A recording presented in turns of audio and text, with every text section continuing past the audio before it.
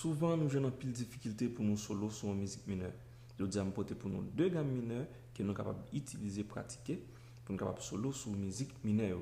Donc gamme ça c'est gamme mineure, mais mode nous utiliser c'est mode mixolydian et mode éolien. On nous tout de suite dans la vidéo.